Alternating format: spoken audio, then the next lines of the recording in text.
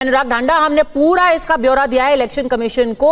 आतिशी जी ने बकायदा चिट्ठी के साथ सारा एविडेंस जो है लगा करके दिया है। अमोनिया डाल रही है पानी में। पद्मजा जी, मुझे एक कोई उदाहरण अगर अनुराग ढांडा बता दें। अरविंद केजरीवाल बड़े लंबे लंबे पुलिंदे लेकर घूमते थे, शीला दीक्षित जी के खिलाफ, प्रणब मुखर्जी जी के खिलाफ और जाने किसके किसके खिलाफ। माफ़ी वाला हिस्सा छोड़ देते हैं, तो जेटली जी, गडकरी जी से लेकर वो पंजाब के नेता कौन हैं, उन सब से उन्होंने माफ़ी मांगी। लेकिन शीला जी के खिलाफ लगाए एक आरोप क्या आज तक अरविंद केजरीवाल साबित कर पाए? एक, मैं कह रहा हूं, इतना झूठ बोलती है ये पार्टी। कागज दे आए हैं, डॉक्यूमेंट मतलब क्या होता है? डॉक्यूमेंट आपकी अपनी रिपोर्ट चली जाए, आप उसको डॉक्यूमेंट मानते हैं। और मैं सुरेंद्र राजपूत जी की बात से 100% सहमत हूं कि कोई भी पार्टी कितना भी नीचे गिर जाएगी, कितने भी घटिया राजनीति करने लगेगी, लेकिन किसी नदी में जहर मिला देगी, ये मैं नहीं मान सकता।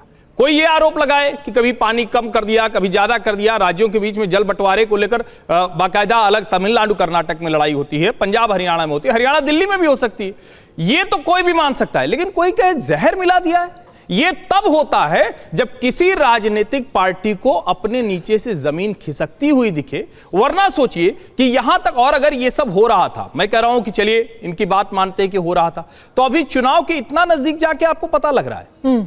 सरकार 10 साल से आपकी है, आप यमुना को नहीं कर पाए, स्वीकार किया आपने। दिल्ली के हर व्यक्ति को पता चल गया, देश के हर व्यक्ति को पता चल गया कि यमुना को साफ करने का काम किया ही नहीं गया।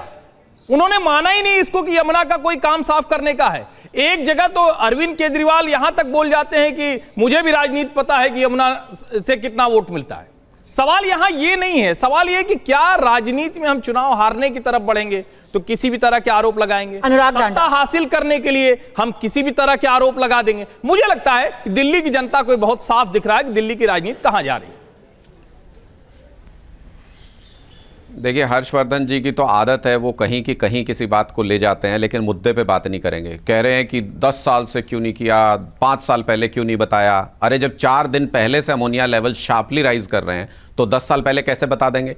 कैसी कैसी बातें करते हैं हर्षवर्धन जी, आप पढ़े लिखे आदमी हैं, फिर भी ऐसी बातें कर देते हैं। मैंने इसीलिए कहा कि हमने पिछले 14 दिन का जो पूरा डेटा है, जो वहां पर रिकॉर्ड हुआ है कि कितने अमोनिया लेवल्स हैं, वो पूरा चार्ट के साथ उनको एनेक्स्चर में दिया है चुनाव आयोग को कि कैसे 4 दिन पहले शार्पली 4-5 गुना बढ़ जाता है अमोनिया का लेवल। ये नेचुरल नहीं है, ये अननेचुरल है, इसलिए हम इस तरीके के आरोप लगा रहे हैं। और जब हम कोई बात कह रहे हैं तो हमको पता है पूरे तरीके से कि हम क्या आरोप लगा रहे हैं। कई लोगों के जहन में सवाल है। भारतीय जनता पार्टी चुनाव जीतने के लिए किसी भी लेवल तक जा सकती है।